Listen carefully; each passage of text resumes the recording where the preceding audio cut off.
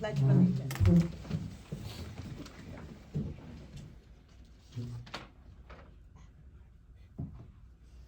I pledge allegiance to To the flag of the United States of America and to the republic for which it stands, one nation, under God, indivisible, with liberty and justice for all.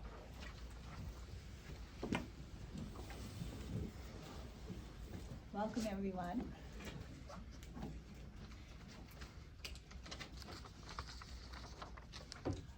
May we please have the member roll call? Mr. Anderson. Here. Mr. Teaser. Present. Mr. O'Connor. Present. Ms. Hopcroft. Here. Mr. Cleary. Here. And absent is Ms. McKenzie and Ms. Becker. Has everyone had a chance to review the Planning Commission minutes for March 5th? I would be happy to entertain a motion to approve them.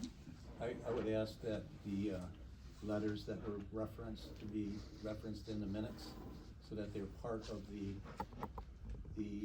for the case numbers, so that they are part of the official record file. Okay. Is it the 4th or the 5th? Any other additions or comments?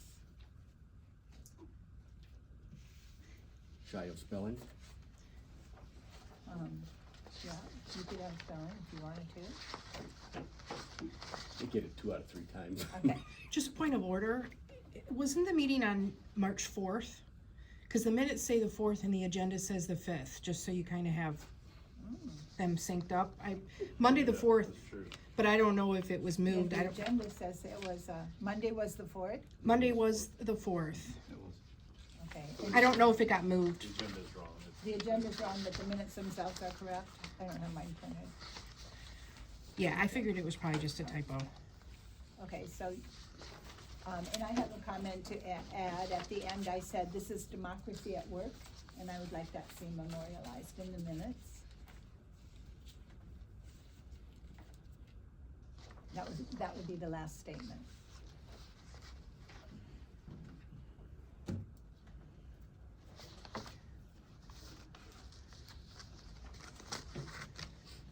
Any other additions or corrections to the minutes? Referring to the letters, it says the letters weren't included in the packet, so do we need to, can we put them in there? I want the letters to be referenced in the minutes, that they are part of the official document in the file. There were several letters that were sent in, and packet is not, the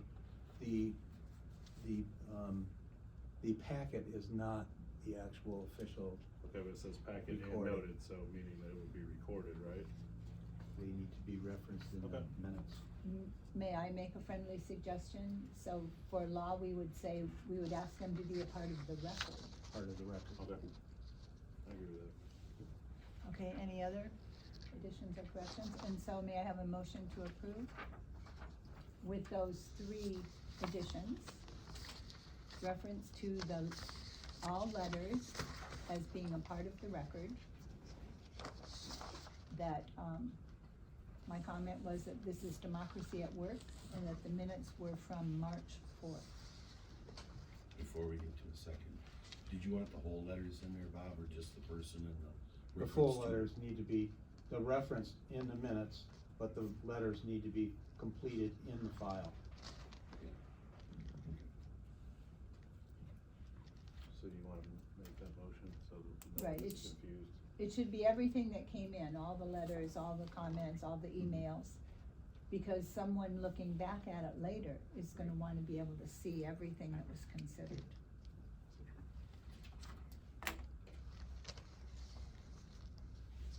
Did I talk over a motion?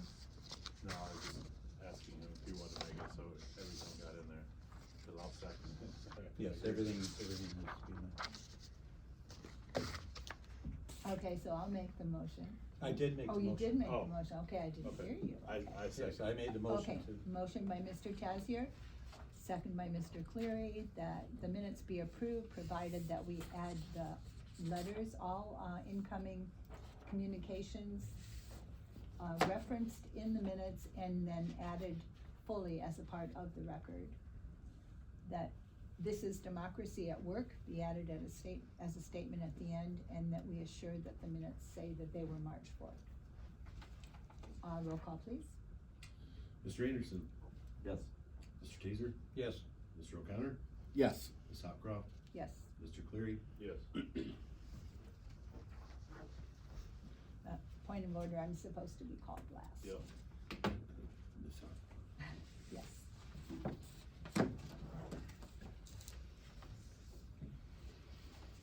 Next, we have, the agenda. Are there any additions, corrections, or comments on the agenda?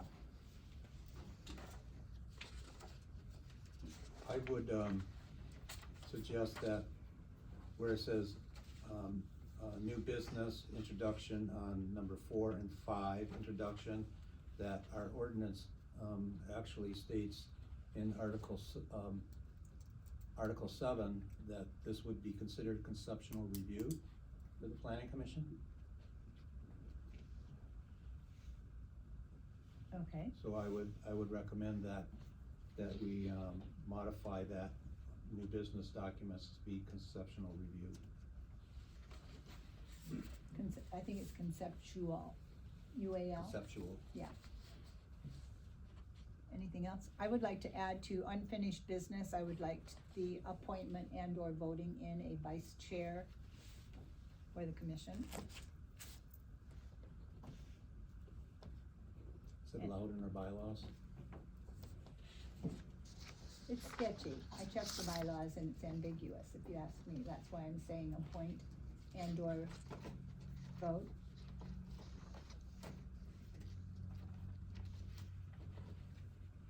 We'll pause for the parliamentarian.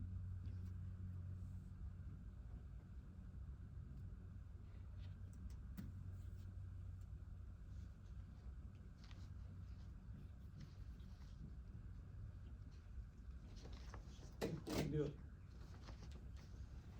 Okay, anything else on the agenda? Okay, What, I'm sorry, you asked for anything else.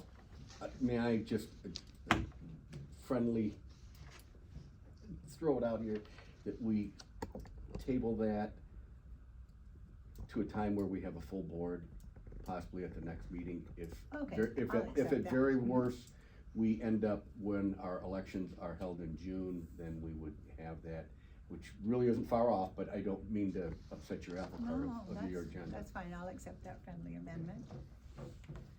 Any other additions or corrections or adjustments to the agenda? Okay, may I have a motion to approve the agenda with the addition, with the, relanguaging items 4 and 5. 9, 4, and 5 to say conceptual reviews?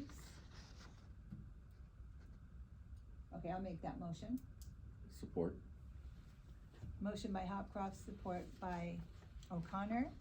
Roll call, please. Mr. Anderson, Yes. Mr. Taser, Yes? Mr. O'Connor, Yes. Mr. Cleary, Yes. Ms. Hopcroft. Yes. Now it's time for public comment. Is anyone in the audience, would like to speak with us on any non-scheduled or scheduled agenda item? I would like to. I'm Art Cruz, Okay, and I recently went through the master plan. And I'm not sure if everyone's went through that master plan, but when I read the master plan, we talk about the downtown area being something that should be perceived as something that we wanna definitely be able to grow Oscoda with.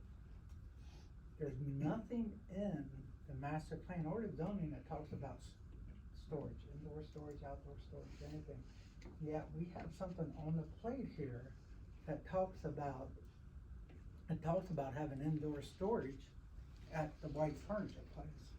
And my understanding between F41 and where Oscoda County begins on US 23, that was supposed to be prime territory to bring in good retail stores, to bring in good businesses, not just an indoor storage place. So I do have a concern with that as a citizen of this community and as someone who who's digging into the master plan, unless it changed, but I pulled the master plan online. And 6 months ago, my son and I, my son owns Permanent Road Storage, we went through White Centauri for the same exact plan, okay, to put those in, to put indoor storage into that facility. And what we found from the master plan and the zoning is that that would be a conflict of interest to growing this community if we continue to put undervalued businesses within that complex down there. That's all I have, and I hope that the master plan is something that we work with and work toward and build. Thank you. Thank you. Thank you for digging into the master plan and analyzing it. Most appreciated. Anyone else care to speak? Ms. Brown. Thank you, Chairwoman Hopcroft. I like saying that. Kelly Brown, Oscoda resident.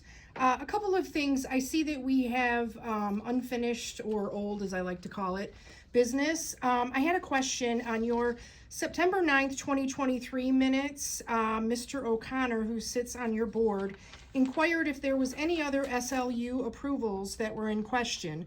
This was pertaining to Mr. John Iconangeli brought up about the consecutive review of special land use and site plans. I have gone back quite a distance, and there are several that were done that way. Now, some of them I'm sure are already built. So, and it's not just this board, it's been boards going back, I think I've gone back 7 years. So my question is, should that not be brought up and reviewed if there are any that are currently outstanding or have not been built or finalized, that process should be corrected, seeing as how it's going to be corrected for Mr. Maxwell? That's my first thing. The second thing that I wanted to bring up actually was about the vice chair. Just wondering when you were going to have one, and it does state in your bylaws that the all elected officials shall not hold office on the plan. Oh, never mind. Sorry. Second line. All officers shall serve a term of 1 year until their successors are selected and assume office. All officers shall be eligible for re-election for consecutive terms for the same office. And then it talks about that you can elect a successor to the office of vice chairperson for the unexpired term. I think you do need to have these positions filled, which brings me to my second to last comment. At the last board meeting last Monday, Mr. Tajer, who sits on this board as an appointee from the Oscoda Township Board, said in quotes from the newspaper that came out today, "I believe that all discussions about the Planning Commission issues that are with our attorney should have the trustee representative present, since the attorney works for the board." I would think it would be the chairperson. I'm not sure why you have the hierarchy of people here if you're not going to be, and the vice chair are not going to be involved in those discussions with the attorney. You've had prior members on your board, i.e. your prior secretary, who brought up the same issues, that they never knew what discussions were done by the board. The last and final, I will piggyback on what Mr. Cruz said with regards to the storage units, the master plan. I did not get as far in the master plan as I would have hoped to, but I think we have a ton of storage units right now, and I'd be curious to find out what vacancy and occupancy rates are, or what the demand is for this. And I also think that the downtown perimeter should be for more residential or more, I guess, active business, if that makes sense, whether it be restaurants or a store, something of that nature, kind of like what White's used to be. I just don't know that a storage unit would be something I would expect in a downtown to drive by. I'm not saying indoor storage isn't needed. I just don't feel the placement of it is beneficial to our plans. And I think our plans should have some public input, and also should have a public review annually, so that when things like this come up, people are well informed. If that's something, I know you have training opportunities and dates under your unfinished business, if that could possibly be looked into. I think a public participation, you had mentioned charrettes before. I think those would be very valuable to the public to review these plans, especially in light of how much development we have coming up. Thank you for the time. Oh, thank you for the good ideas. Anyone else care to speak? Mr. Linderman. Jeff Linderman, Oscoda. Going back to your meeting minutes, I didn't want to interrupt you when you were going through them, but under public comment, paragraph 2, the name for Mr. Flurry, it's Flory, there's a spelling error there. And in the third line of that paragraph, erroneously approved on 3/20/23. That meeting was on March 18th, not the 20th. That case was approved.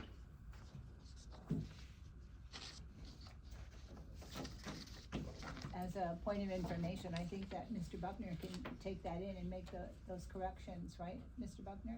Yeah. And Thank you, ma'am. I didn't want Flory to is interrupt FLORY. you while you were going through your motions. Oh, thank you. Well, Yeah. you could have done so as a You point of can do those information. Did you get the spelling of Flory? FLORY.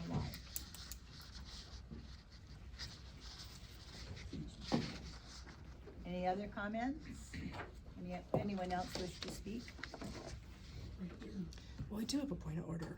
Point of order, go for it. On your, on the 1, 2, 3, third page of your minutes, I believe when you make a motion, unless it's unanimous, you have to spell out who the individuals were that were yay and nays for the record. Right? Is that a I had procedural? that same question. Yeah, 'cause there I is- didn't look it up before the meeting, but I had. Yeah, because there is one on that particular motion, there was 5 yeas and 2 nays, but it doesn't say who was which. I don't know if that matters, but anyways.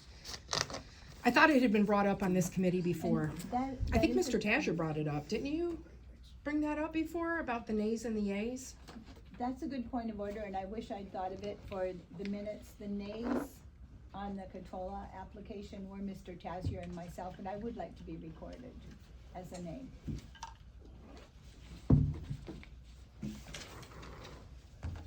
Thank you, Ms. Brown. Anyone else have a point of order or a public comment? Mr. Schultz, nothing?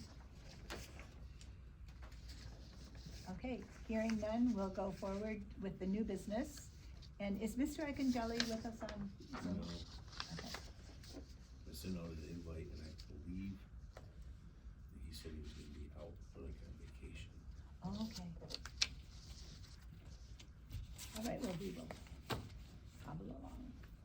So the first item on the new business is renewal fees for marijuana establishments. Mr. Buckner, are you prepared to present on that? Yeah, Bob brought this up, 2 months ago. Our current, Were we gonna go through the Yeah, we need to unfinished go through business? the unfinished first, right? Oh, I'm sorry. My bad. I was just like, jumped what right was the ahead. whole- Didn't read my own notes. Okay, on the unfinished business, item 1 is EV charging stations. Mr. Buckner, I believe that's you as well, correct? yes, everybody have a chance to review the previous, Yes. Yes.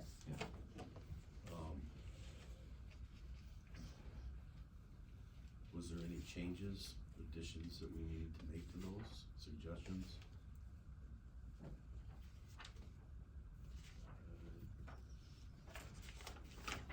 Or do we need to have a meeting for it? This is the first read on this? I thought we did a first read on this This is already. the second read? Yep. Yeah, I think it's the second read. cause I had that question about the bicycles when I did some research. Oh, So, the next step would be, moving this forward to public hearing. so we'll set it for a If public there's hearing, no but Mr. corrections. Cleary, did you have a comment on No, I what just you did looked some, into? I did some research for myself on the electric bikes. And you can, if you're the bicycle owner and have an adapter, you can plug in and recharge on the level 1 and level 2, so. But it takes a special adapter to do, so. Anyone else have anything to add to our Yes. second read, Mr. O'Connor? We are down at, line 68, and it's gonna start at line 65 with, level 3 electric vehicle charging stations are permitted in every zoning district except any residential zone or residential properties located in a non-residential zoning district. installation shall be subject to review by zoning administration and permit approval administered and inspected by Iosco County Building Division. I would sincerely hope that that includes their electrical department. You have to get a permit from the electrical to be, But we're only stating the building division here. but So- the building, should the say electrical is part department. of the building division. We contract, the township contracts with the county for all our building and electrical. That's fine, It's as part long of- as it's, as long as that's in there, that's fine. And then going to line 69, if the primary use of the parcel is the retail electric charging of vehicles, then the use shall be considered a gasoline service station, Wait a second, I'm not seeing what you're, line 70. okay. And then it goes on, and at the very end, it says gasoline service stations again. In our latest upgrade of gasoline stations, we changed that title to vehicle fueling stations or vehicle fueling area. I just wanna make sure Yep. that we I had don't the get, same comment. Yeah, I thought that was already changed, yeah. I don't know. who is Yeah, I it? thought we made that correction when we did the first read. We did. well, it's still on my. Did Oh, you yeah, get no, that, still on Mr. mine too, but I Buckner? thought, I remember us talking about that.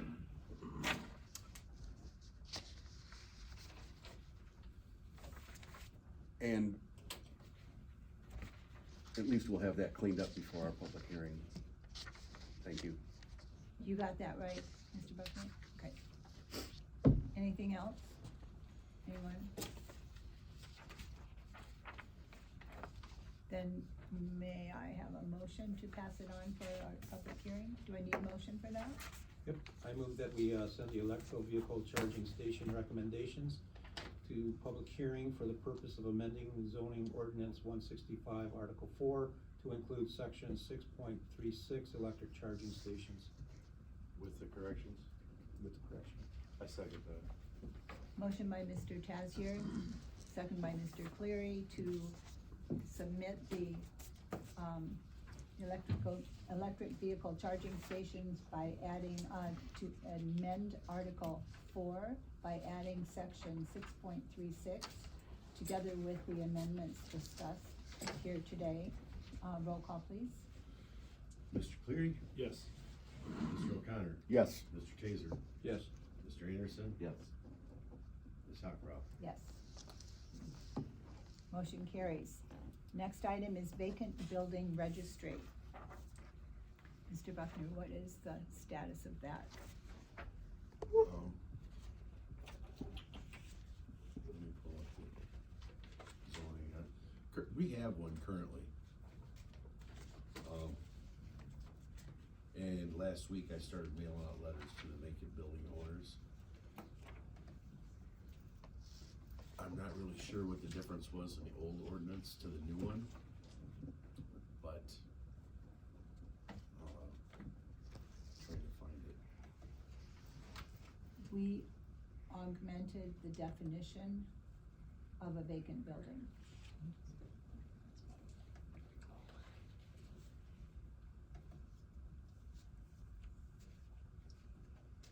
Was that the only change that we needed to do? Yes, I believe so. Do you agree, Mr. Tazier? Yep. On this form, is this the same form that we've used in the past? We didn't change the form. That's the same form. It's the same form, so we don't have to take action. This form has already been approved.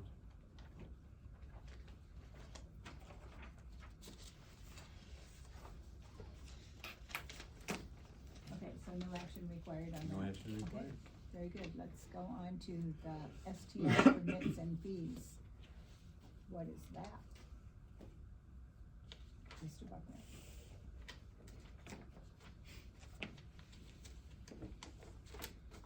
Just 1 second.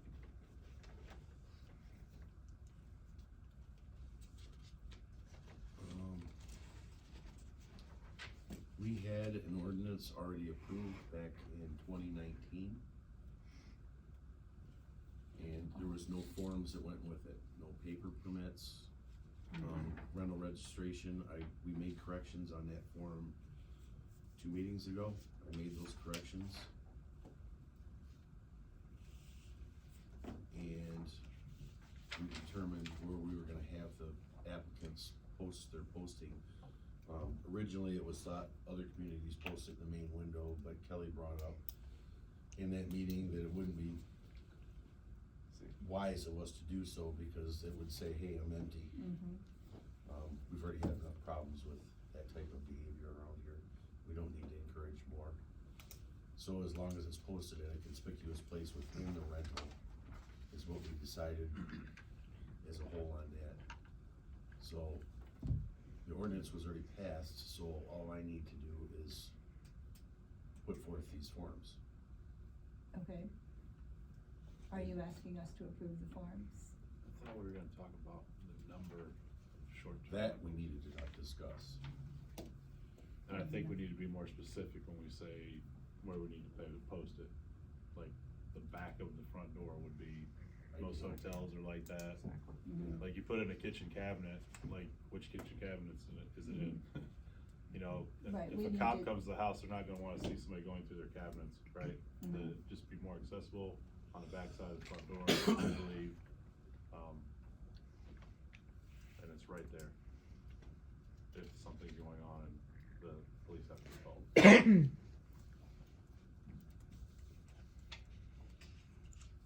But the form looks good. We do need to discuss the quantity. Tawas has 36, and Alpena has 40 some allowable permits. And the subject was brought up about discrimination, and during that meeting, John said, if it's first come, first served, there's no discrimination. It's whoever gets their application in first. Would this be amending the ordinance itself by putting numbers on it? If so, then we have to go through a process to do that. Yeah. And I then it think would so go too. for final approval to the board of trustees. Yeah.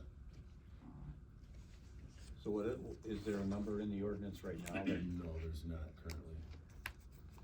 But if we should probably look into that due to the fact that we already have a housing shortage up here, and if everybody's renting their house out week to week, then the long-term yearly rentals that people do have will probably dry up.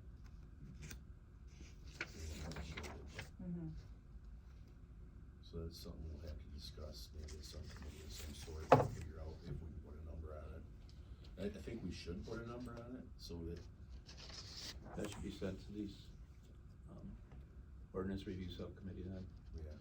Let's put it on that agenda and set a meeting for that, and we'll get it before this body to recommend to the board soon.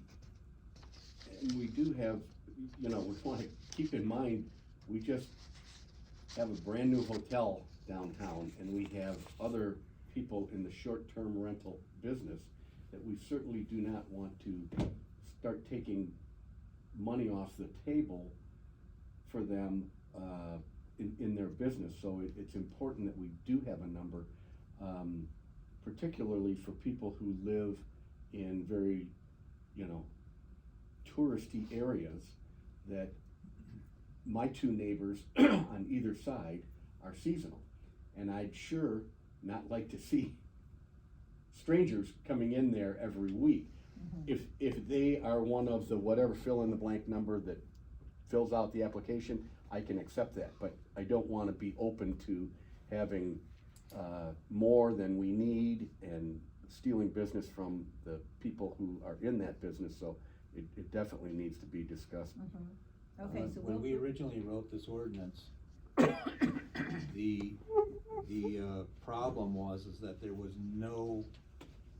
there were so many out there that are not registered, that nobody knew that they were even advertised as a short-term rental on Airbnb, whatever. So that's why they didn't put a number on them, because we would like to get them all registered so that we know that they're operating, whether they're operating legally or illegally. Now, this is what it'll create. If we put a number on them, then we're gonna have ones that are gonna be operating outside of the realm of legalities according to our ordinance. That's what we were finding before, was that the issues that were coming up is because nobody knew that somebody was renting them for a week. Is They this were sort- short-term rentals. I don't disagree with you on that. Was this ordinance ever really published? Because to date, I The have ordinance one- was voted on and approved. It went through the proper public hearings. It went to the Board of Trustees and was voted on and approved in, I believe, 2021 it was amended. yeah, but was it published? Because I've only had one person ask about permitting. It actually should be part of our 165 ordinance, Yeah. or our code of ordinance, should be published in there. Yeah, but I don't think these people reading that, or renting out their house on VRBO or Airbnb are even paying attention to it. No, they do not. And that's why we wrote this ordinance, because once you find out that that is happening, that allows compliance. Right. That allows, when there is an issue, that our officers now know that this is, and that's why in the ordinance itself, it says there's a three-strike clause in there. That they can actually lose their abilities to do that business because they continually violate the ordinance. That's why it was written that way. I don't wanna create a situation where we're gonna go back in and create illegal uses with no means of going in and enforcing our own ordinance. It's clearly a hot button issue, and I think it warrants a full presentation and discussion by this board with good notice to the public. And I think the notice should say short-term rental, cause I didn't get the acronym for a minute. And so that we get a more fulsome attendance if in fact there is interest and people would like to input with their good ideas, so that we do come up with the best recommendation possible. Yeah, I mean, the ordinance is already there, we just need. The ordinance is there. We need to get it out, and out. Right, but we do need to make a recommendation on numbers, if a numbers or not, and to discuss that whole concept. We don't have to put numbers on it, it's No, written the way No. it is. We don't have to put numbers on Other it. communities do, but I'm agreeing with, that, you know, this year might not be a hard year for Victoria, but next year you might not come up here and stay in your house all summer. You have a little time, so you got a neat house overlooking whatever, and you might wanna rent it out. You will find, which other communities have, that, I'm not gonna pay the $160 fee until I get caught. Until I get caught, then I'll pay the fee. So, you know, that is, unfortunately, that's the way these things happen, and that's why the ordinance was written the way that it was written. And by the way, this was written, our ordinance was written by a consultant that deals with several communities, with this various problem, and since that time, there's been an awful lot of case law about these, short-term rentals, and right now, I know that our ordinance still falls within the realm of that case law until it changes again. So, my recommendation is just to accept the application form. If we need to publish the ordinance itself or put a memo out there, I would agree with that, but I'm very hesitant about putting numbers, onto something because, I think it'll create an area, my personal feeling, it'll create an area where people just will not register it, and then there'll be illegal, rentals out there that are getting by until they get caught, with nothing that we can do about that. I think you're So- gonna have that either way, like, whether you put a number on it or not, you're gonna have people say, I'm not paying $160 to do a short-term rental, But, like, you're gonna have that. but if we have numbers on it and somebody exceeds that number, there's no way of shutting that down, but at least now with the numbers not in there and you're not registering, then we can say, look, here's your first strike. Here's your strike, here's your second strike, here's your third strike. Now you cannot operate in our township, cause you violated our rules. So every time you write an ordinance, you have to be able to have compliance. Right. And if you don't have compliance, then why have a rule? Well, I understand where you're going with that, Mr. Tasser. I just wanna back up. the bad guys are always gonna do what the bad guys do. So 3 strikes is, that's wonderful. I'm glad we have some sort of, stepping stone on how many times we've got somebody doing that. But what we're saying here is that we could have every homeowner in Oscoda Township short-term rental. Is exactly what you're saying, correct? And hopefully they'll buy us goods in our downtown. Right, you Yes. say? Yes. So now we have a situation where I guarantee you, they are not gonna spend $165 to get a permit, and they're not gonna worry about 1 strike or even 2 strikes. So, if we have a subcommittee that's going to discuss this, I'm all for it, but I do think that it needs to be debated and with other information from other folks invested in this, because, I just, you know, I don't think that we're being fair to the people who have resorts in the area, you know, that will just diminish their business. When we had our public hearings on it, these things were debated, and it was brought through, subcommittee ordinance review, and all those topics were debated. So, I'm just informing that was the results of what those public hearing and what was debated in the past. And I That's why you remember didn't put a number on it. when we spoke about it at this commission, before we said, okay, we talked about a number on it, and it was your opinion that we didn't want to discriminate against anyone. Unfortunately, I didn't have time to digest that at the time, because as you can see, you and I have a different opinion on this, and I would have liked to have heard more input on that. Whether you're gonna convince me or not, I don't know, but I think if we have any dissentment with even people on this commission, that there's gonna be others that feel the same way, and I think it should be discussed further. Thank you. So at present, if I understand the current situation, given that we have an approved application form, Mr. Buckner, you can go ahead and conduct business under the ordinance, correct? And then if we receive, if the subcommittee asks to put something forward, or if we receive a lot of, public input on the subject, then we can certainly bring it back for modification, or recommended modification. But right now, we're gonna keep the status quo, is that my grasp of the situation? Well, we can't amend an ordinance. There's a full process that you have to go through to amend an ordinance, and that's what we're talking about doing here. No, If you put a number on it, then if you put a number on it, then you are amending that ordinance. The discussion, as I understand it, is, are we recommending, is this body recommending that we send the question of, should we put a number on it, to the ordinance subcommittee to bring back for Well, further I call the decision? question is that what we're talking about is this application form, is if we should approve this form.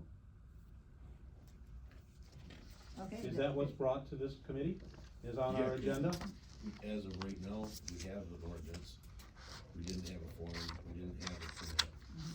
And that's what I needed to be able to conduct business, cause I had one, like I said, I had one person question, do we have this? And I looked at it, yeah, we have an ordinance, I couldn't Okay. find a form. So first and foremost, then, may I have a motion to approve the form?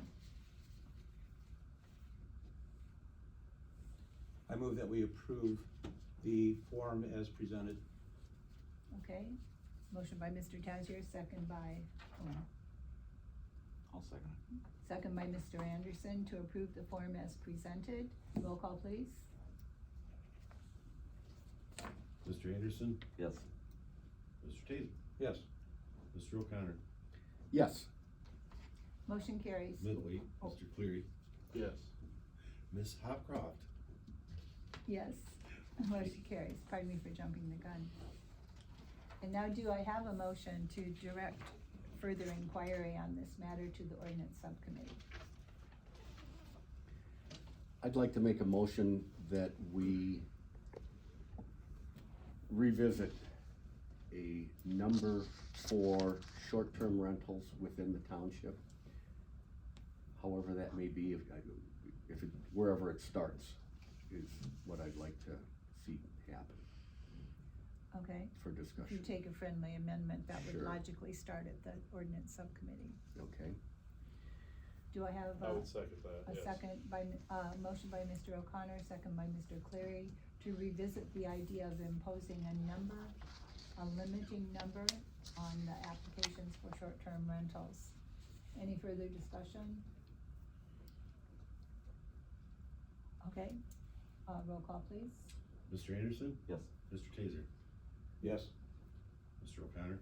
yes, Mr. Cleary? Yes. Ms. Hopcroft? Yes. And I'd like to call point of order. Yes. The roll calls have been consecutive, and they're supposed to be random. Oh, right, probably didn't know that. But always the chair is last. We could get you a random name generator. And so, Joe? Okay, next item is training Madam opportunities Chairman. and dates. Again, Madam Chairman, I'm sorry, can we back up just one second? We talked about the registration application, does that also include this page here? The permit number and everything? Right, may I just ask a quick question? 1, 2, 3, fourth line, where it says issued by blank zoning director, is that the zoning director's name that goes in there? Okay, thank you. You never know. Just saying. don't even think about it. Didn't know if it was gonna be Oscoda Township zoning director or, that's fine, thank you. Okay, moving on to training opportunities and dates. Is that you, Mr. Buckner, as well? Yeah, I sent out an email, we have some training opportunities. John's going to be conducting some training at Warrior Pavilion. I believe I sent you guys the dates. May 22nd, Yep. 10 a.m. at the Warrior Pavilion. I've gotten 4.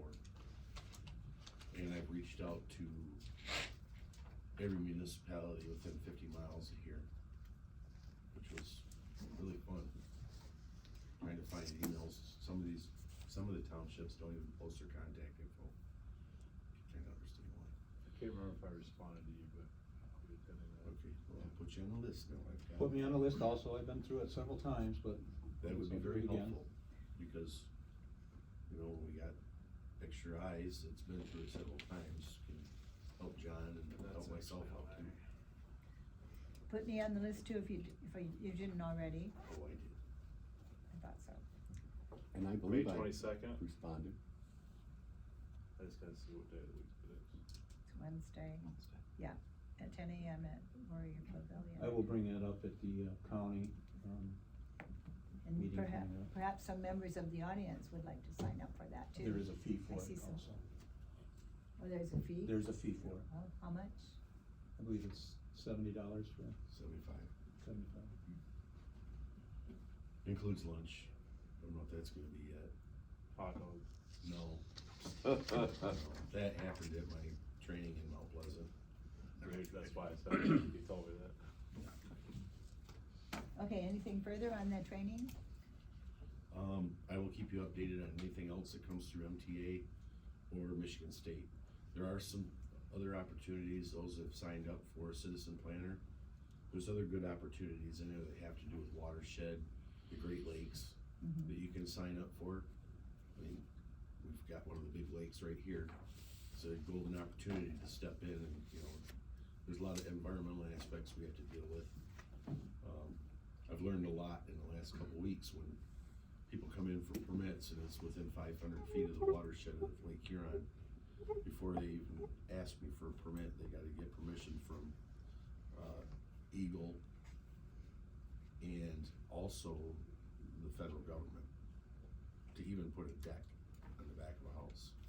The Coastal Resilience Academy is a very awesome training opportunity. Mr. Linderman's been to it, Mr. Tazier and I have been to it, and it's highly recommended. Mr. Schultz has also been to that, right? Coastal Resilience, well, now there's an opportunity for you. It is very eye-opening. You see, you can get a lot of understanding about the dynamics of the lakeshore. There are also several training opportunities through the Michigan Township Association and other ones of which we are members of that the clerk's office has a full list of a lot of these that, a lot of them are on Zoom. You know, there's a lot of programs that, because we're commission members, that are given to us that we are allowed to take these things at no cost to us. So I would highly recommend that,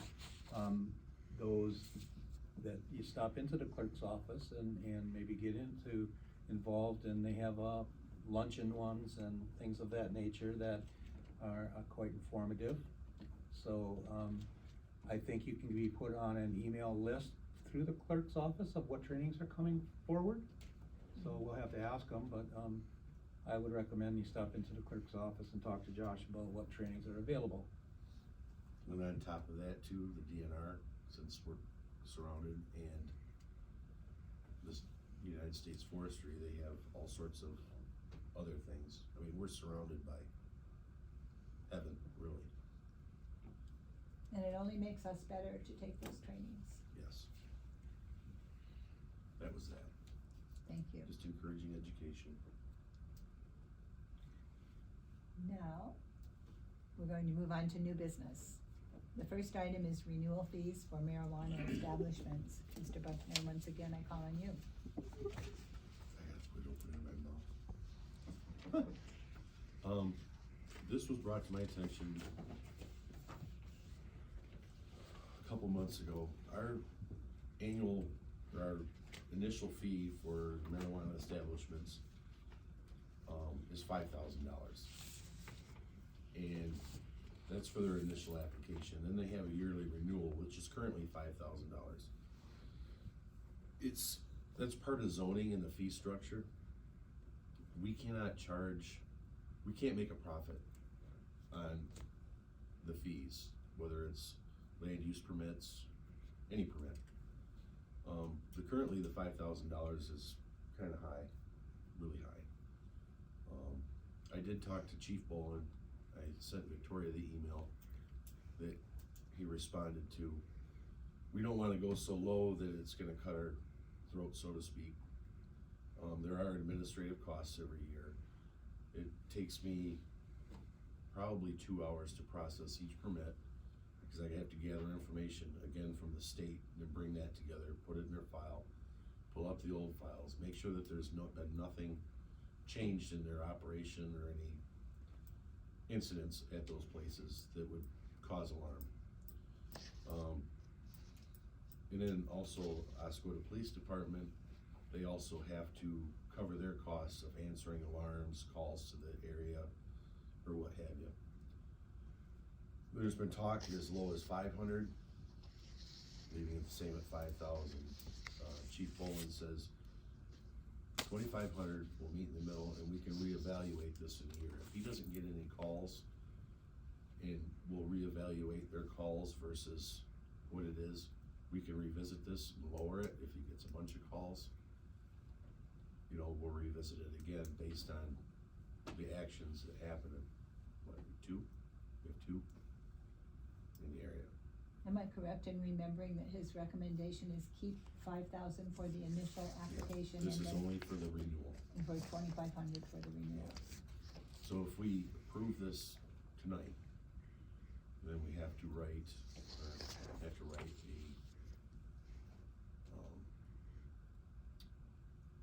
A resolution to Yes. the Board of Trustees. a resolution to Proposed the Board of Trustees Trustees. for them. I'd like to, if whatever happens, either I do something tomorrow or I don't. Do we have any history of, from the chief as to what type of alarms we answer?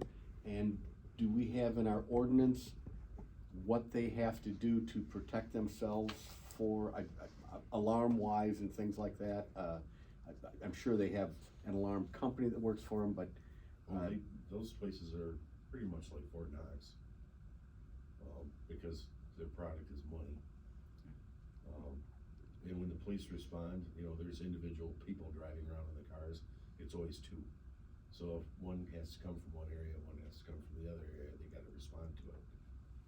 So whatever it is for mileage to one, it's double. Cause we got 2 cars responding and 2 guys responding to it. But he didn't put any numbers to it. I just wondered, I mean, do we have, you know, 10, alarm calls? Do we have 2? I mean, I understand it still costs us money, I'm just wondering if we had a number, They didn't, just to get an they idea. haven't put a number to it, but they said it's pretty equal to the library, they respond to calls here all the time. I talked to Officer Alexander on that subject, and he says that, he told me that they respond, first of all, when you file for one of these facilities licenses, you have to supply a security form to the state of Michigan, and that's why a lot of these fees is $5,000, because we have to go and verify all of those things. But, Officer Alexander was saying that there seems to be a lot of alarms because of the type of systems that they put in place, so they respond a couple times a week to these, facilities, and it's not unusual.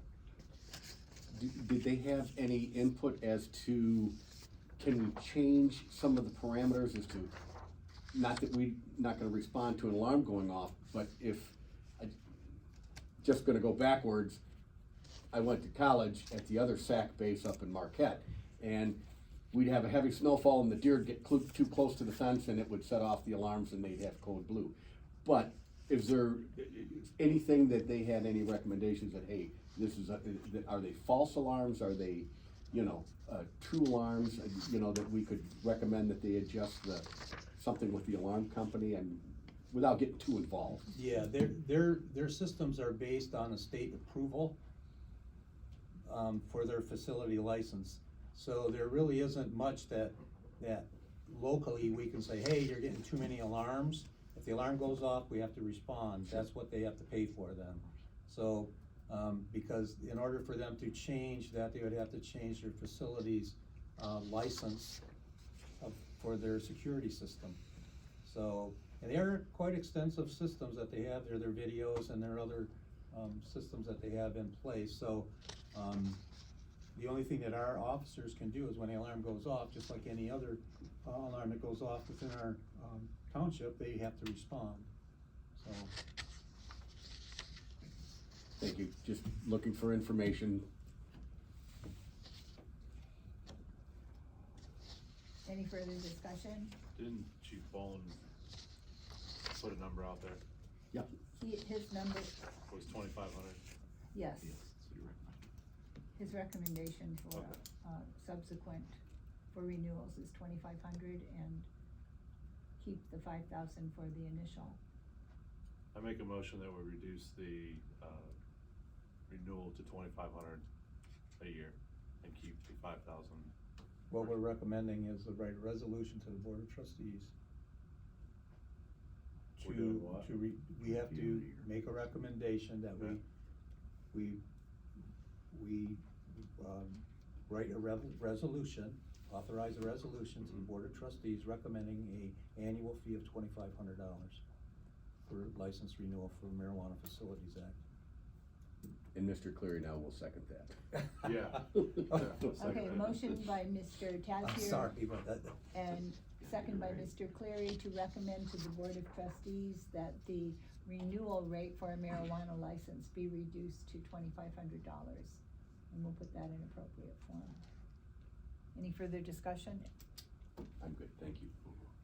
I don't mean to. No, you're good. I wanna make sure the right verbiage is. Roll call, please. Mr. O'Connor, Yes. Mr. Cleary, Yes. Mr. Taser, Yes. Ms. Anderson, Mr. Anderson, Yes. Ms. Howcroft. Yes, motion carries. Municipal building study is the next item up, That's just a brief discussion. okay? I didn't We, have anything in my packet for that, am I? no, this is I don't just have me, we Okay. had the municipal building meeting at the fire hall. We, as a whole planning commission, not a subcommittee, cause it's kind of a subcommittee of the planning commission, have been tasked by them, the board, to do a study on who, what, where, and when. During the meeting that we found that the building can't be built up. We could build out. But that's what we're here, what we gotta have to discuss, we have to meet as a subcommittee of the planning commission members to discuss the logistics of it all. The engineers put a price on renovation and a new build. To be considered in part of that new municipal building with, if you include the fire department and the police, there's grant funding that we can get to offset the costs of those two departments to build a new structure. So we need to set a date and a time. We don't have to do it right now because we're short two members that have input. But I would like to set that up sometime before the end of May. I think we can go ahead and set a date. Can we also ask for additional resources, including when there were charrettes meetings, if I said that correctly, in the past, to discuss, related matters? I'd like to have the opportunity to have that data before us as well, not just an engineering report. It's a more holistic, task that I think that we've been given. It's a very large task. Very large task, yeah, so I don't wanna do it based just on one engineer's report. Right. And in that, I'm assuming that will include input from the fire chief and the police chief, the superintendent as to what their needs are, so that we don't just start by then putting out a new poll as to information that we needed, correct? Right, We already have all of the information from the chiefs of what their needs and assessments were that were put into the study. What we're looking at doing now is, first question is, were minutes taken at that last meeting? Cause I was not in attendance for that. And I would like to see what the minutes were for that I will send work those. session. But all of the things that you were speaking of have gone into that study ahead of time. The chief they did sit down and they did all of that. What they're looking at now would be, a recommendation of either a build, a rebuild, and then that should be given over to the board of trustees, what our recommendations are. And, then I would also recommend that we pick sites as the next phase, to recommend various sites and then just turn it over to the board. That's what we were tasked to do. I think that would involve our, Mr. Freeman, who's our township engineer. And then, the data that, because we were talking about what was our needs, and the next phase when we started this project was you had to answer the what, and then once you got that, then you need to go to pick the where, because when we originally started, everything was the where you were gonna build it. We weren't there. At this point, I would say that we should look at recommendations about parcels that are available to send as a recommendation, several parcels that would accommodate the what. So I think when this was laid out to this several years ago, that's what the plan was. That's how it was laid out to us on what the board expected us to do. First determine the what, which we have accomplished the what through this structural needs was the last part. I don't know if this entire board has gotten the other documentation that came out before that. See, there was a whole bunch of documentation that's involved in the municipal study. And I think that needs to be distributed, that probably needs to be sent back out to everybody so that you know what was all talked about. Who would have that? That'd be part of the record. Probably Mr. Freeman would have that, and ask Tammy for that information, and resend that out to the members, because this is a new board. And I don't wanna go back and rehash all the things that have already been engineered and thought out and sent, and we spent a lot of money doing that. No, cause, yeah, like Bob said, a lot of money and a lot of time. That information is readily available, so what we need to do now is on the last, the structural needs, told us what those, under the new recommendations of what wasn't needed anymore. A senior center wasn't included in the last one, the library was not included in the last one. So under that needs study, it showed again, they reviewed with the police and fire chief and updated their one, so that last one that came out has all that information that's up to date. We just need now to understand exactly how much land would be needed, if we would recommend, building on present site. I don't think we have to detail the exact. We just need to now pick out sites where this building that the professionals have developed and said this is what would consist of the amount of land needed to build a facility like that, and then see what places are available and make some recommendations. So I have a question, has, in the discussions that have gone on since this project was initiated, has a community center been eliminated from the configuration, seeing as how the Oscoda schools are vying to set up a community center for the community? Community center was included. Still up in the air, it's still included, okay. Might I also ask, you have used the term up to date. What is the date on this information? We do have a new police chief, we do have a new building that requires another piece of fire equipment, and some of the things in that order. I just wanna make sure that we've got what we want. This report came in within the last, since the chief's been here. The report has been come in, the structural needs study had that information in it. The municipal building study, that's recent, it is recent. There was some minor discussions on things that the police chief didn't think of at the time, like a Sally room, which Tim brought up. Sally Port. Sally Port, where you got somebody in the backseat of a car and you gotta bring them in and keep it secure and maybe rinse out the back of the car and whatnot. Small things. But, let's set a date. I think we can set a date, if we set it far enough ahead, it should be, agreeable. So are you looking at May? I know both chiefs are jumping, McGregor especially, he's like, we've talked enough. So what are you talking about, like a Tuesday night, or do you wanna set a date by email, or do you wanna propose one now? Propose one right now. Okay.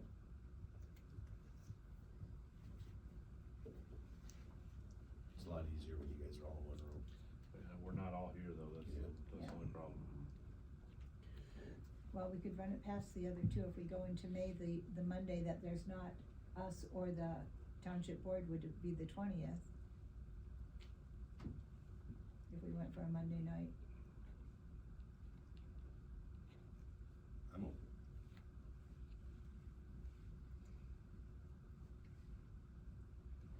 I'm sorry, yes, if you're asking, Monday, May 20th. okay. Okay, That's doable. good for the current panel. We'll let you take it from there, Mr. Bittner. Can I recommend 6:30 though? Like, I get out of work at 5 o'clock, so if we're gonna have a special meeting, can we change it to a special time? Okay. That's fine. I appreciate that. Okay, does this require a motion? I don't think so. Okay. Okay, now, next on the agenda is a conceptual view of, no, sorry, this is discussion to amend Article 1 in general section 14.1 to add liability and verbiage for cost recovery for fire department, including potential fines for unattended fires causing damage. Okay.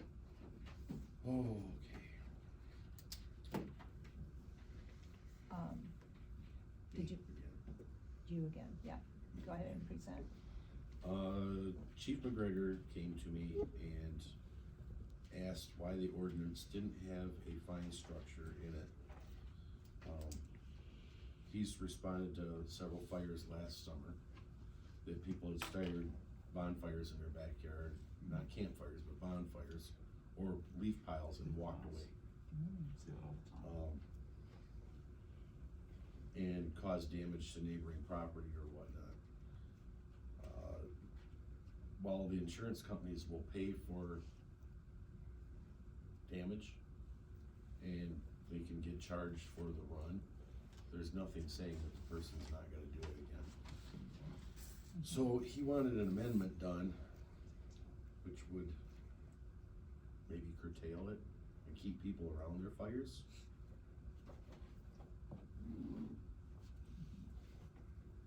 And he asked if we could look into that in one of our subcommittees. But he really wanted to get it done before summer. I'm assuming this is in the municipal code book? Yeah. So is that something that we handle, or? We can look at that and then make a recommendation to the Board of Trustees. We could hold the public hearings and everything for that. So should we send this to the municipal subcommittee first to language it out, make some proposed language? Or shall we hammer it out as it? I Friday. personally would send it to Mr. Iconangeli, our professional planner, and see if it's possible to do that.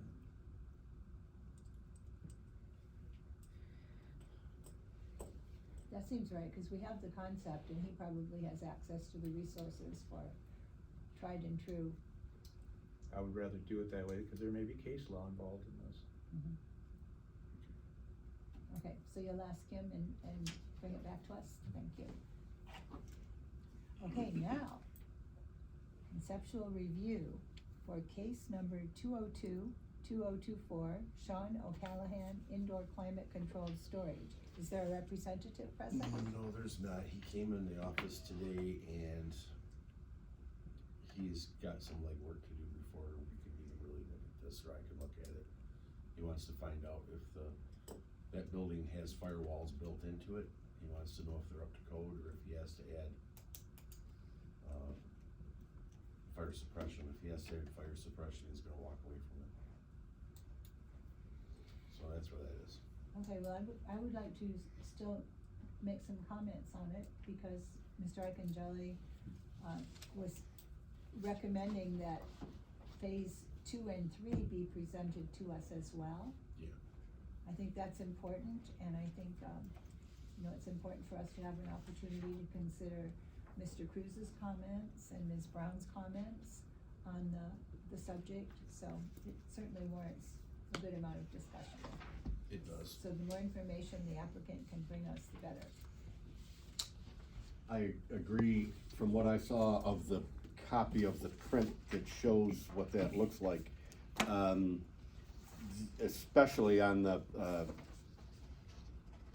fire control situation, is that they've got some 1, 2, 3, 4 overhead doors that you could obviously bring a car into, or something of that nature. And I would surely hope that there are firewalls between there and the adjacent units and the building proper.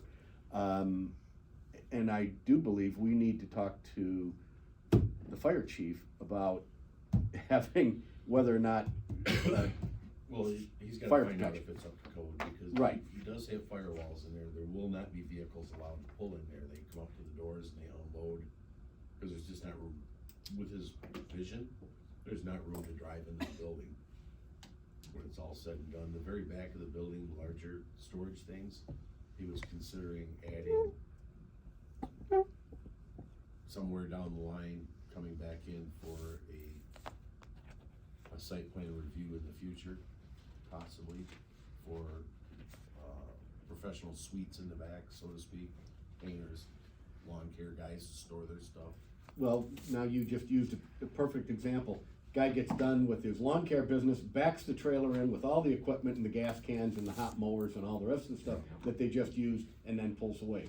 And we have no idea, but it's the same as an automobile or anything that has volatile That's why I fuels. suggested he find out But- fire code first. Right, so we have a lot, as Madam Chairman said, we have a lot to go over, before, like you said, before he even gets there. And I love the fact that Mr. Iconangeli said, hey, Planning Commission, throw in, some suggestions there. So if we have any other discussion, thank you for my moment. Well, they should also be prepared to address the issues raised by Ms. Brown and Mr. Cruz as to why and how it would be appropriate to have such a passive internal use on one of our corridors. It's allowed in zoning. Mini warehousing is allowed in zoning storage units as a special land use or as a principal use? Hmm? Is it allowed as a special Principal. land use? On the Principal. on So then it doesn't even have to come to the planning US commission? 23 No. corridor? Yeah. But, yes, but this guy wanted to bring it before you for questions like this, things that he's not thinking about. You know, today he came in, he's he's gonna get site plans. I said, before you spend money on site plans, even though your intent is to put steel structures inside of a building and it has firewalls, you might need suppression. And he said, if I need fire suppression, I'll walk away from it. I said, that would be your first step, to find out what you need per code before you go spending money on plans. They're not cheap.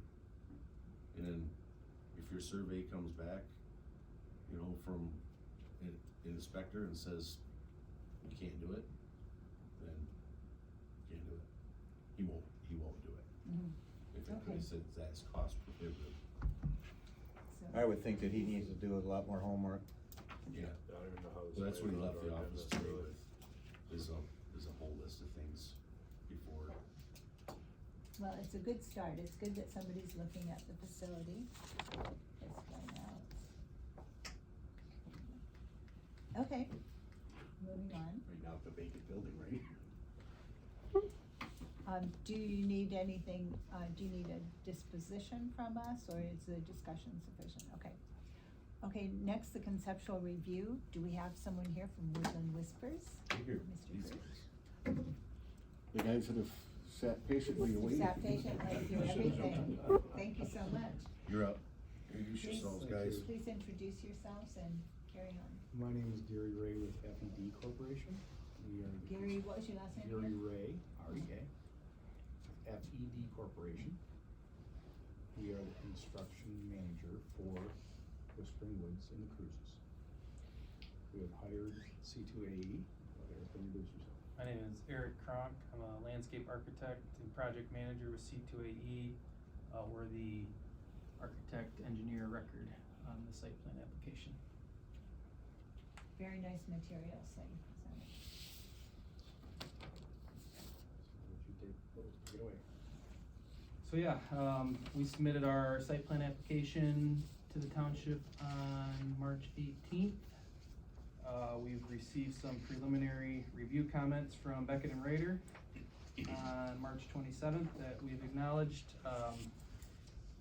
So understanding that this is just a conceptual review of this, I give a high level overview, I guess, and then we can answer any questions that the planning commission may have. So right now, this property is 3 separate parcels located on California Street. We're proposing to combine the 3 parcels into one contiguous parcel. There's 3 existing duplexes on the properties right now, so those existing buildings would be demolished. And then we're proposing 16 townhome units with a combination of quadplex and duplex building structures. So 4-unit and 2-unit structures based on all of the zoning, the opportunities and constraints of the site, you know, what the cruises wanna try and accomplish in terms of number of units, so we landed on 16, which, you know, we believe and was confirmed by your planning consultant, you know, meets the intent of the ordinances. There'd be shared driveways for each of the units, so each unit would have its own single car garage, and then an additional parking space for each unit in the shared driveway. We provided additional off-street parking per the zoning ordinance, in a small kind of like visitor guest lot type setup on the corner of California there. All the new developments would be serviced by municipal water and sewer with new connections to the existing systems. We are proposing a stormwater detention basin and a connection to the existing storm sewer system as well. We are asking for a variance on the number of driveways because we're combining parcels into one parcel. The way the zoning ordinance is set up, it requires like one driveway per parcel plus the frontage. There's like a frontage calculation that determines the allowed number of driveways. Because we're reducing the number of parcels, we got, the math didn't add up because we only have one parcel now. So that's, I would say, the biggest variance we're asking for is the number of driveways, and it's just to serve the number of units. We are proposing 3 driveways on Perimeter Road, and then 5 driveways on California plus the parking lot. So the total number of parking required per the ordinance is 36 spaces, and we're providing 36 spaces. Each housing unit would be approximately 1,190 square feet per unit. 2 stories with a basement. And then, we're looking at following the WR3 zoning that this is currently zoned. And we've, set this up, we think, to meet all of the required, zoning ordinances. The lot coverage, max coverage is 35%. We're coming in at 30% coverage, so we don't feel like it's overly built. It still has enough open space. We are following all the proposed setbacks per the ordinance for front yard, side yard, rear yard setbacks. Meeting the minimum lot size requirements, minimum building square footage requirements. So yeah, that's a high level overview. What about sidewalks? Right now, and those were some of the review comments we got from Beckett and Rader, but we have proposed sidewalk on California connecting to the existing sidewalk that goes north towards the church. And that's all we have shown at this time. So does that mean that some of the units won't have a sidewalk? I think as we go through the review comments, those will be added likely. Cause that was one of the comments from John. Right. Yeah. I'll make one I comment. believe those sidewalks belong to, Can't quite hear you, Mr. Count. Cruz. okay. And if we did the measurements on them, that the sidewalks and the current driveways that are there belong to the county. Sidewalks in the 66-foot public right of way. It is. Yep. But it's my understanding, and I don't wanna speak out of turn from Beckett and Rader, but it was kind of like part of the development scenario as far as what the township would like to see, but, I guess that's to be debated further. But right now, the plan that we submitted only has new sidewalk on California. So I will comment one thing, the Cruises have submitted for the combination of those 3 parcels into one, and they have an acknowledgement letter for that, and it's been turned over to Fred. It's in the packet. What about, Mr. Icongelli's comment about the back doors? Elevations. Yeah, So yeah, we, provided the conceptual floor plan layout for 1 unit, and then, the front exterior elevation, that you'd see from the front. We did not provide a rear elevation. so you're just not there yet. We didn't see where that was required per the Oh. zoning ordinance. The way we read it, it said, an elevation that depicts the general character of the building. But obviously we wanna satisfy all the requirements, so, we haven't provided it yet. And do you have a comment on Mr. Icongelli's third question about the 5-foot mound, or did you say in your letter that you were gonna remove that mound? We're showing some grading impacts where we're gonna be leveling out that mound for one of the duplexes.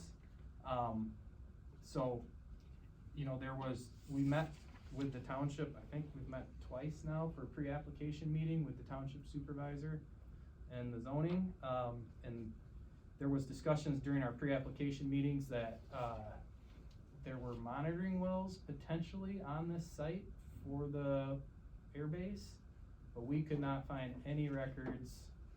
The township engineer could not provide any records. Eagle didn't have any, you know, there was no records of monitoring wells, and typically if that's a, you know, a registered monitoring well with the state of Michigan, there would be a permit record of that, and we have not been able to see that. So that was like some of the initial concerns with impacting that mound, cause we thought maybe there was monitoring wells there, but we haven't. There's two monitoring wells there on site, I know exactly where they're at, and I have spoken to, the Air Force about it. And, I was asking if they could be moved, and right now I'm just waiting on confirmation that they can be moved. Is that gonna impede your construction? No, No, the way the buildings are laid out and those grading impacts I was talking about, they would not impact those existing, like you can see them, like, we think they're there, but we just haven't, and Mr. Cruz, The paper trail is. the paper trail isn't there, but they're there. So, but no, You can't physically see them? you can see the wellhead, or the. Oh. You stick out casing a- pipe. Physically, they are Yeah. located on property, there's just no paper trail to support that their existence is there. With that Air in, Curious. Force wells.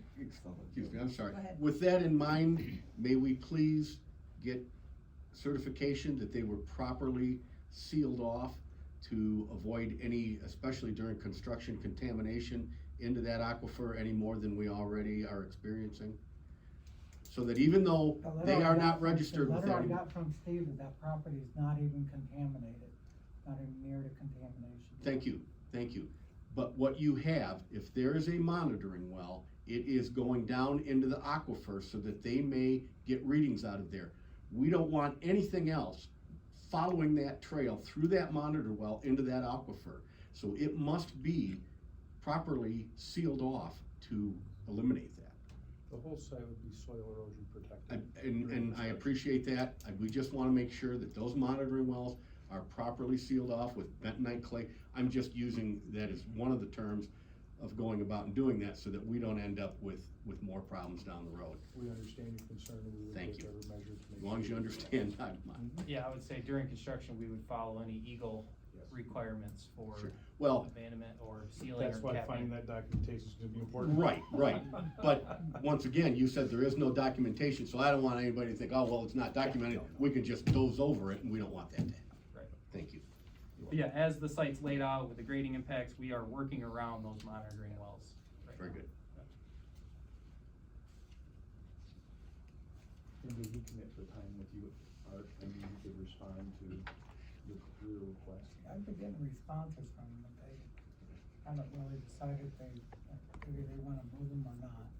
So, I'm just waiting for a response from I do know they sent me an email telling me that site's not even impacted by the.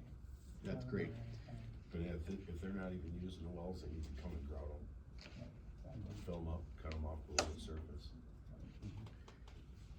Item 5, I'm sorry. Go ahead. Item 5, I see that Mr. Iacongelli is asking about how will the household waste be handled? Is that, what did you guys have in mind for that? Individual trash cans sit inside the garage. Okay. I just, sometimes we We have a forget wind- about There's a those. wind and snow problem there. I don't know if Yeah. you've ever I'm seen sorry, what did you say, the Mr. drifts. That there's a wind and snow Oh, problem. problem. Yeah. I remember you get drifts that high over there. Yeah. So what we're trying to do is eliminate some of the hassle by being able to clear the driveway so they can get the trash down and be able to park the cars up in their driveways. And then are these going to be, individually owned or are they going to be rented? What is your, Rental property, they'll be rental properties? monthly rental property. Okay, so then, it goes back to the trash is you'll have the same company handling that, so we don't have 5 different trucks coming from 5 different companies on 5 different days. No, it's up to them. Well, I can't judge that. That's up to It'll them. be up to the Zoning. vendor. It could be 5 different trucks on 5 different days. I mean, I go down my street on Oak Street and there's 15 different cans sitting out, so you're gonna. Hence my point, I mean, if someone wants to use Travis versus, another one, one of the other ones in town, Sunrise or Okay. something, I mean, where am I as a landlord be able to dictate to them, no, you can't do that? Yeah, I understand that. So, I mean, I would recommend them to use one trash can, but I can't force that. Understood. Mr. Icongelli also raised a question about the stormwater detention basin. Did you have a comment on that? I would say that's a best management practice for stormwater management, and, was a little surprised to hear that wouldn't be required for development. Okay. Typically you want to detain stormwater, let it filter sediment out, and then release it slowly into your system. If we didn't have a detention pond, it would be directly Yeah, okay. into your system and, you know, cause more issues potentially with downstream flooding and that sort of thing. So detention ponds are best management practices in our opinion. Yep, I agree, it's a surprising comment. Then there were a few things that weren't satisfied, and I assume that you're gonna bring those up to date, that the thing about the, letter from the owner on property ownership. I'm not understanding that, because I am owner of part of the Whispering Woods as well, and I own the property, so.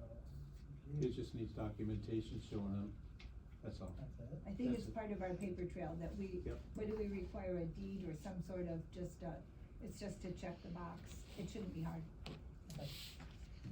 And that's in regards to the new property boundary. The combination of all, Well, I think that showing the ownership of the Once- three would Once suffice. completed, yeah, I mean, if they've got an acknowledgement letter, it's already in the works, so. Yeah, okay.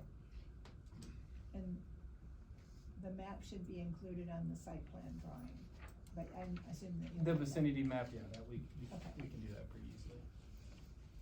we wanted to get these comments tonight before Eric spent his Thank you very last much for round of bringing the adjustments. conceptual to us, I think it's a good way to work and helps us help you and we know what's going on, it's great.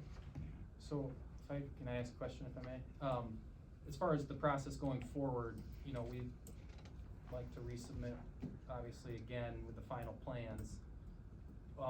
What is the process, like, we've got the planning and zoning comments from Beckett and Rader, but there were several comments where it's like engineering review to be completed by the township.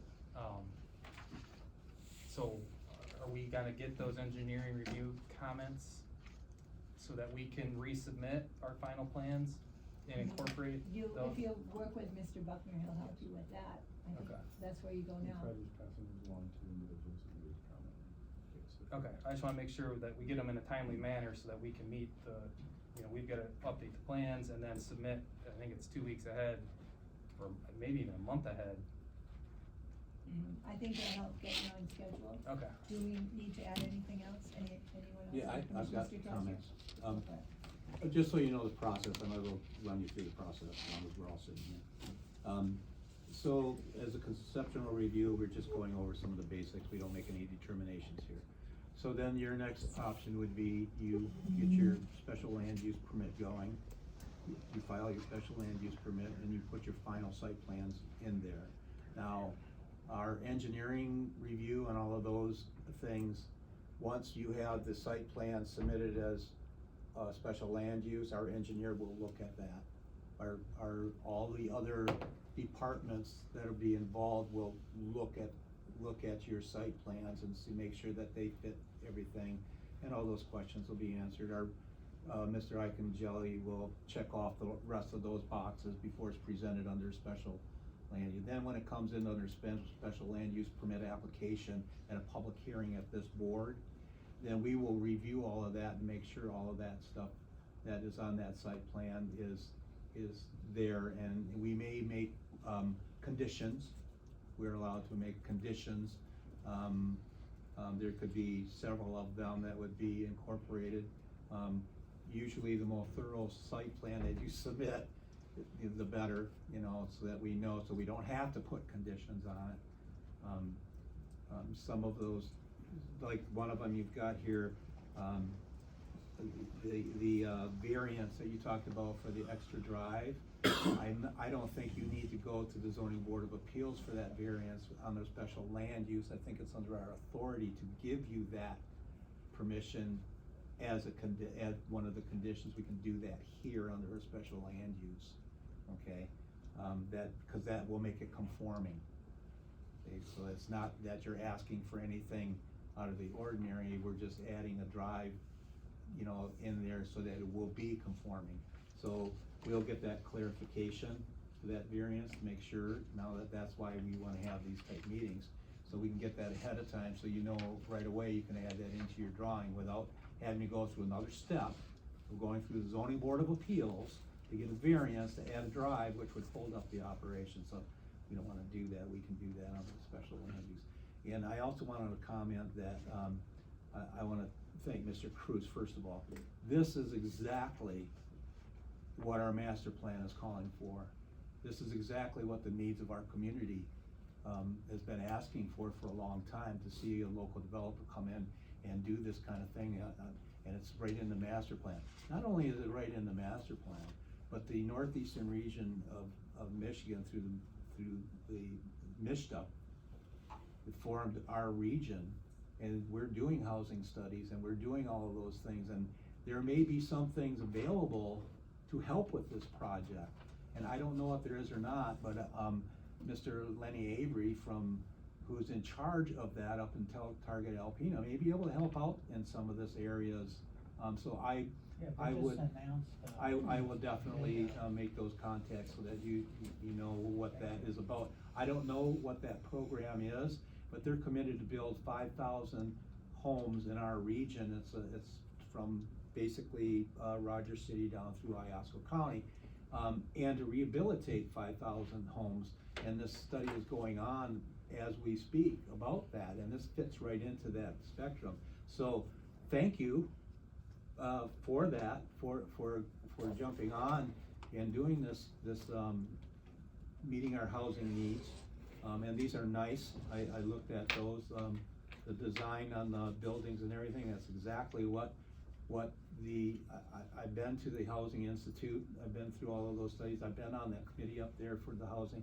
And I gotta tell you, this is exactly right out of the textbook of what they've asked us to look at for our communities. So, you may be able to sell this all the way up to Rogers City, is what I'm saying. This is what they're looking for, okay? So, and that's why I would like to you guys get a hold with those guys up there, because we need that housing here in Oscoda, but we also need it everywhere. I appreciate that. I read an article about, that program, and Yes. they're just asking for 20% of it to be able to be utilized for low income. Yep. So that's exactly. And the main focus of the entire project is workforce housing. Now, a lot of people did, and I don't wanna talk too long on this, but one of the main things that people get confused about is because they said subsidized housing. Subsidized housing, they automatically put that in to mean that it's low income housing. Well, that's not true. Subsidized housing can be for workforce housing.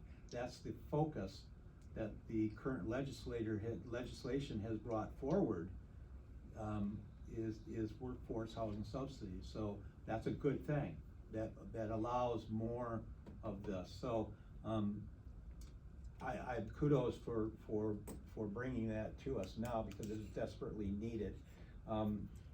So getting back to special land use, that's the process. It'll go through a public hearing for that, and all those answers, all the permits and all of that, Mr. Buckner will have all of that information for you before it comes to the special land use permit application form. So those pre-development meetings, this type meetings, help speed that along. So, Can I clarify the special land use comment, because it's our understanding this is a use that's permitted by right? it is permitted, but we're in the middle of a transition right now also for our zoning in this area. So I don't know which one it's gonna come under. I don't think there's going to be a problem, but this whole area is under review right presently for a public hearing, to rezone this entire area, which actually may be beneficial when you look at the differences between the present zoning and the future zoning. So Mr. Iconangeli will be able to work through that. Depends on when this special land use permit hearing and when the new zoning is applied is what it falls under. So we're in a middle of something, okay?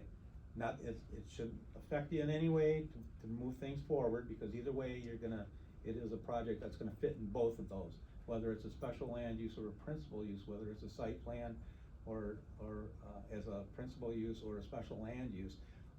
Because you're asking for a variance, I would think that it would be under a special land use because of that variance. On a site plan review, you're not allowed to give up, then you need a variance. You're not allowed to put conditions or anything on a site plan under that. I think there's some confusion there, because in John's letter, he says in his opening statement that this property is zoned WR3, which allows single-family and multifamily dwellings by right under section 4.9. And when we had our pre-application meetings with the township, they said if we submitted our site plan application before the new zoning ordinance was Yes. finalized, that we filed would under be that. under the initial zoning ordinance, which my understanding is March 18th, we submitted our site plan application, and Okay. so we're under the old Okay, zoning. because I know next month we're coming in for the public hearing for a new zoning. Well, that's why we were encouraged initially to get this in before that, so that we were under that. Get it rolling. Yep. And John said it wouldn't change a whole lot. I would question the variance request though, Yeah. because that could hold you up a good month. That's tiny. Okay, so I guess I'd like to just get some kind of clarification that are we going through the special land use or the use by right as Use by right. was Use by stated right in the right now. letter by John? Yep. Okay.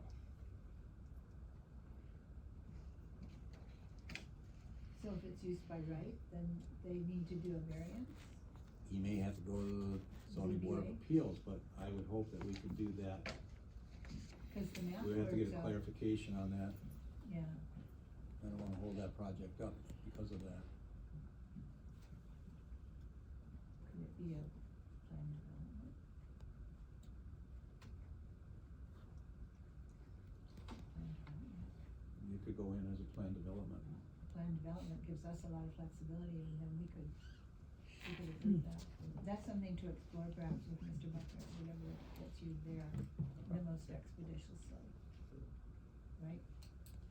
Mr. Clary, are you done, Mr. Cassier? Yes. Mr. Clary? No, I don't have anything. Okay, Mr. Anderson? Yeah, I have a question about there are currently 6 units there that are occupied, Yes. is that right? Yes. And when the build starts, where are those gonna remain occupied until, We're gonna tear down one at a time. okay, Basically, have before 3 the other stuff is built, or after? We're gonna build one unit, Okay, and then we're gonna move the people into those units. that was my question, And cool. I don't wanna see anyone put out on the street, Now, I wouldn't put them on the street, I got other rental units I can put them in. excellent, okay. That's my concern right there. And that was one of the comments we have to provide, was the schedule and kind of the phasing. Get that. Any further comments from the commission?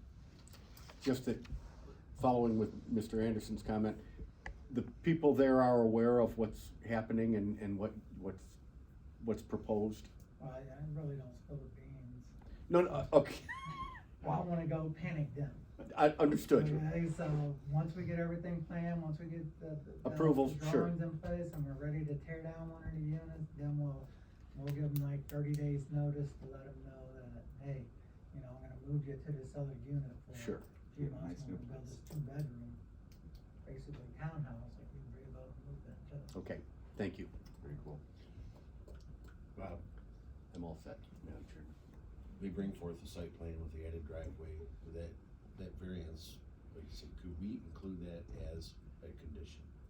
We can't put conditions on us use by right, Okay. But on a plan development, plan development. we could for a SLUP? I would just put that question to Mr. Arcangeli. I just don't wanna see it waste time going for a variance for the zoning board of appeals for something you might not get for one driveway. I mean, if we could put that in on the site plan and get that approved that way, it would be, probably the best way to do it. Okay, let's move on to the next topic. Thank you very much, Thank you. gentlemen, for coming in, for your good ideas and for supporting housing. Yep, so In we'll this just area. finalize, we'll plan to submit for the May meeting. We'll work with, Fred on the details of the process and make sure we get all the updates and comments. And Sounds we'd like to good. get the engineering review comments. Very good, thank you. Okay, Thank you. it's time for the report of our zoning board of appeals representative. That's me, and we have not had a meeting. Okay, that was easy. Mr. Tassier, report of the township board rep. Yeah, DPW is getting a new mower, we awarded a dust control, bid, we passed resolutions for the Michigan Township Participation Grant application. We passed a resolution executing the, project agreement for the Michigan Department of Natural Resources Passport Grant for Canada Ratliff Park improvements. We approved the water department request to purchase metered radio read units. And, we approved the intern program for Old Orchard Park. We approved the, facade grant program for our, business districts. We approved the fire department request for a washer and extractor unit, which is a really nice unit that's working. We approved the resolution for the MNRTF grant application for the beach park. We approved resolution for the DNR passport grant for Sunrise Park. That's a 3 Mile Beach. We approved the purchase of one of our old, F-250 pickup trucks to the Greenbush Township, Fire Department. And we wrote a letter of support for the Oscoda Area School millage request. That's it. Very good, thank you. Report of the planning commission subcommittees. Master plan committee, I think, has not met. Am I correct, Mr. Buckner? No. They're not, okay, and then the ordinance subcommittee has not met since our last meeting, but we will. EIC committee, is that you, Mr. O'Connor? That is. We had a meeting on March 7th with a fully attended committee. The EIC was presented an itinerary and direction of the Art and Placemaking Committee for the coming year. It is an exciting list of coming events by the group. The EIC then reviewed the 2024 Facade Improvement Grant Program. After discussion, it was forwarded to the Board of Trustees. A request from Clerk Sutton has been sent out to all present Oscoda Township boards, commissions, and committees to take initiative to follow Robert's Rules of Order.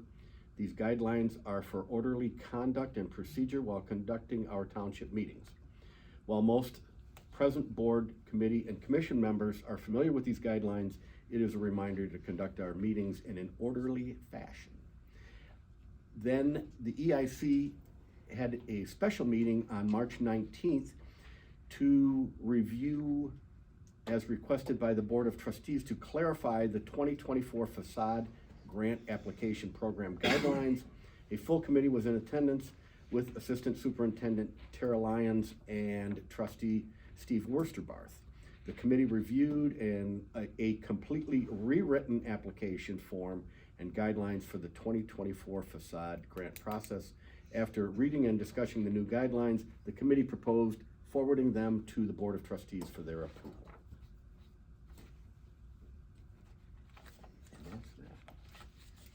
And I have a report that is from the Art and Placemaking Committee, which is a subcommittee of the EIC. But we have also taken some additional action besides meeting with the EIC. Our Art and Placemaking Subcommittee met with the Downtown Beautification Committee. And we're joining forces to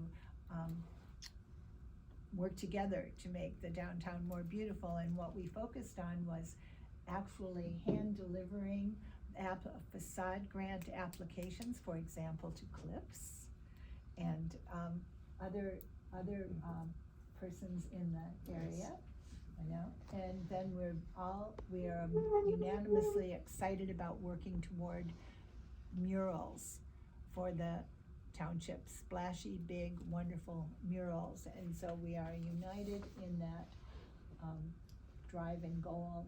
It hasn't been mapped out yet, but there's a great deal of enthusiasm and energy and aptitude in those joint groups.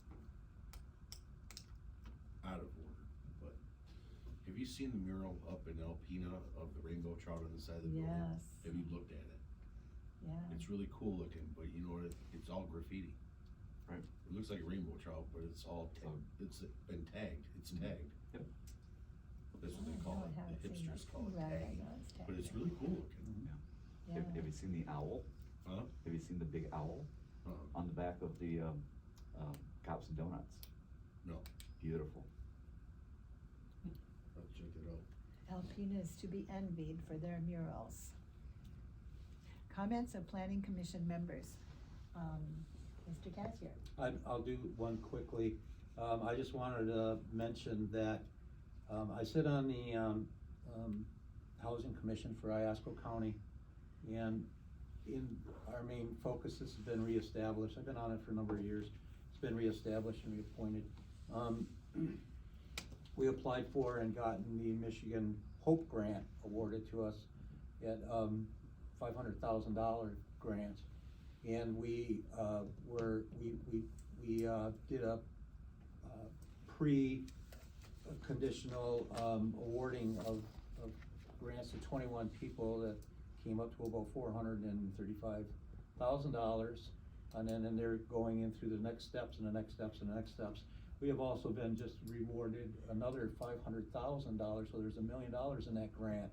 So this grant is for people of need, seniors, veterans.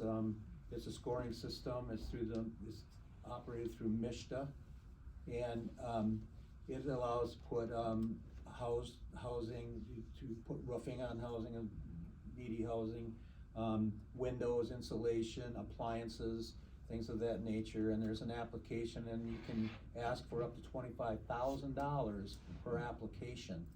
So the way the process works, you apply, you can get a hold of Kathleen through Iosco County Housing Commission Secretary. Normally you could do it online, but the portal closed. Right. And then the new portal will be opening for the 500, the additional 500,000. So it's in between things.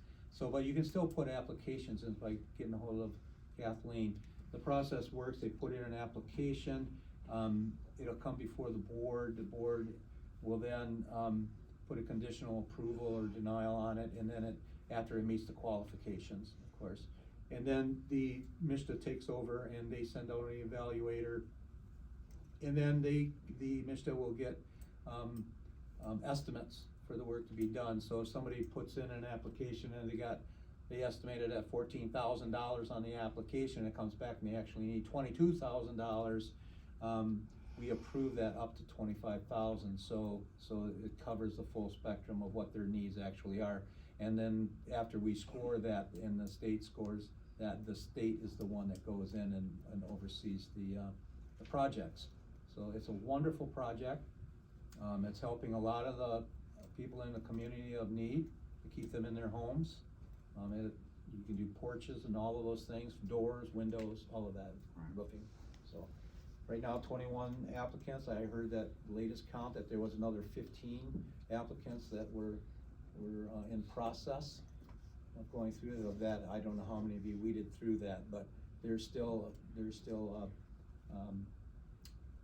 another $500,000 coming into that. So. Sweet. Wow, thank you. Mr. Cleary? I just have, one small thing to say. I think that the sculpture out front at the library, the new sculpture, I think is amazing. I think those young adults who built it and developed it, I think it looks great, and I'm just sadly disappointed with some of the comments that have been made. I think it's, I like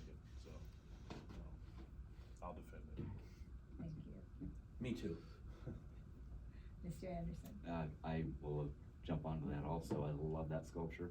And I wanna know if Jonathan Rand was invited for the unveiling. He's the author of the books, like over 120 chiller books for, level 1 reading. And, he lives in Indian River. He's from the Oh, wow. Detroit area, but he lives in Indian River. He's got a really nice bookstore there where you can go in and get any of the books and he'll sign it for you. Oh, nice. Yeah, he's a great guy. Both my So- granddaughters met him right there too. Yeah? Yep. Nice. That, So I wanna know why he wasn't here for the unveiling. I'd Don't call know. that an opportunity for the future. Yeah, that is his signature on there, that they had him write that. right. And then they welded it onto that. They welded it on, yeah. Nice. Pretty sweet. It That is. makes that sculpture. I mean, it's on a list of places to go visit that particular manufacturer.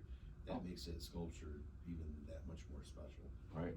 I hope the sign gets bolted down to a surface because that's scrap metal that someone could just pick up and take into a scrapper and get some money for it. So, And I hope our cameras are right at it right now. yeah, I hope so. Thank you, Mr. Anderson. Mr. O'Connor? Well, our investors have left, so to thank them, I guess we'll just thank them on the, with Ms. Brown's video here, but once again, thank everyone for showing up. We appreciate all your input, it's valuable to us and it's appreciated, thank you. Thank you. And I don't think I have a comment that can top that. Top those. I support the sculpture. I'm happy that Oscoda is getting more beautiful every day. And I appreciate the energy of all the people that love it. And hotel is open? Cool. Mr. Buckner? Aside from, I love this job, I do. It's a headache sometimes, but I never actually physically have a headache. I haven't had a physical headache in like years, but, starting next week, I've already went out several times, and I feel more comfortable where the hell I'm going up here. I am going to start my driving around and sending out letters for like the messy things in the yard. I sent out 15 2 weeks ago. I haven't got any response. This week I'm going to check to see if there's any progress, so to speak. But I wanted to put that out there, so let it out there that I'm going to be going out looking for blight. Put it on all those pages. There's a new sheriff in town and he likes clean yards. Okay. Applause. Okay, hearing no further comments, this meeting's adjourned.